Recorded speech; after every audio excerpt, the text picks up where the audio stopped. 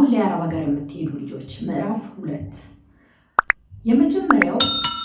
በመጀመሪያው ቪዲዮ ላይ እንዳካፈልኳችሁ በሁለተኛው ቪዲዮ ላይ ደግሞ የመጀመሪያው ቪዲዮ ያላያችሁ ዲስክሪፕሽን ላይ አለ ገብታችሁ ማየት ነው። ሁለተኛው ደግሞ አረብ ሀገር ከሄድሽ በኋላ በጣም ብዙ በመጀመሪያው ቪዲዮ ላይ ጠቅሻችኋለሁ። እነዛ ዋጋዎች ከፍለሽ ያመጣሽው ገንዘብ የምታስቀምጭበት የግል አካውንት ያስፈልግሻል ወይ ዝግ አካውንት።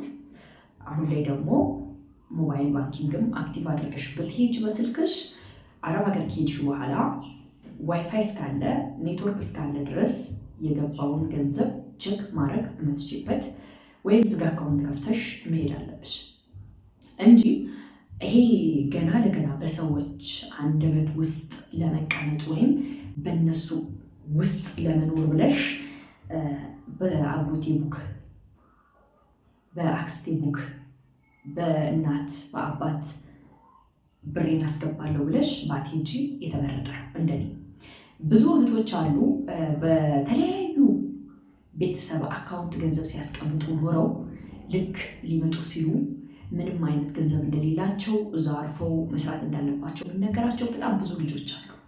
ይህም ደግሞ የገጠማችሁ ልጆች ካላችሁ ከስር በኮመንት ለሌሎች እህቶች ሊያስተምር ስለሚችል እናንተ የደረሰባችሁን በሰው አካውንት በማስገባታችሁ ሰዎችን በማመናችሁ የደረሰባችሁ ነገር ካለ አሁን ላይ በጣም ትንሽ የማይባሉ በጣም ጥቂት የማይባሉ በጣም ብዛት ያላቸው እህቶች ከሀገር ይወጡ።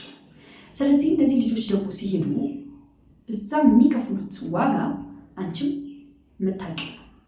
ስለዚህ ይህን ዋጋ ከፍሎ የሚያመጡት ገንዘብ ደግሞ ባልሆነ ቦታ ውሎ ባልሆነ ቦታ ወድቆ ነገ የደም እንባ እንዳያለቅሱ በየሆስፒታሉ በየተለያዩ እምነት ቦታዎች ላይ እህቶቻችን ልባቸው ተሰብሮ አዝነው እንዳይገኙ አንቺም የበኩልሽን በራሷ ቡክ ከፍታ ብትሄድ ይመረጣል ወይስ እንዳልደግሞ ወይም ድግግሞሽ እንዳይሆንባችሁ ቅድም በጠቀስኳቸው ሰዎች አካውንት ውስጥ ቢገባ ነው የሚሻለው።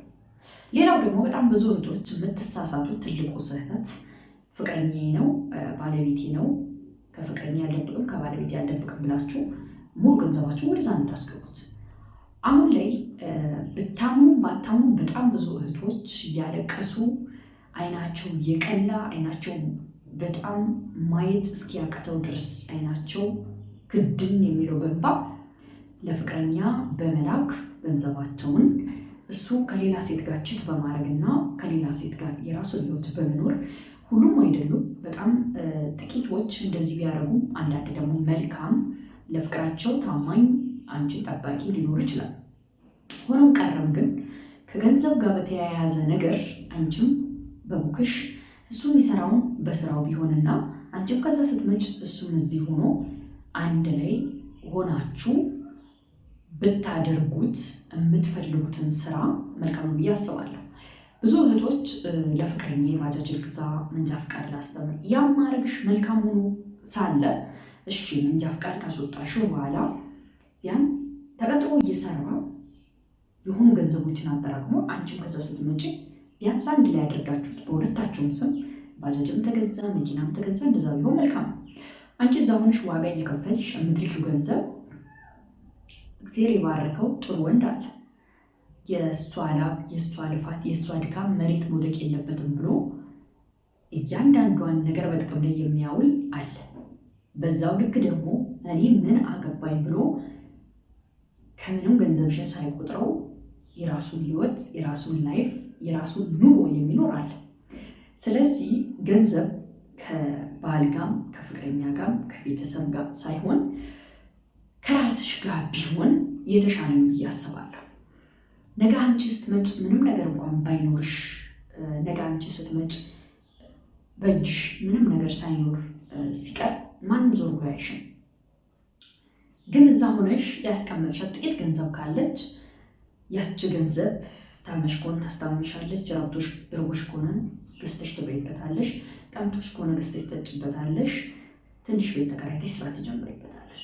ነገር ግን እነዚህ ሁሉ ነገሮች ልታደርጊ የምትችይው አንድና አንድ ገንዘብ የሚባለው ንጉስ ከያዝሽ ነው። ገንዘብ ንጉስ ነው በዚህ ሰዓት ማንም ሰው ከሌለሽ ስለማይወድሽ። ስለዚህ ወደ አረብ ሀገር ስትሄዱ ሁለተኛ ማድረግ ያለባችሁ ነገር በራሳችሁ አካውንት ከፍታችሁ ቡክ ከፍታችሁ መሄድ አለባችሁ።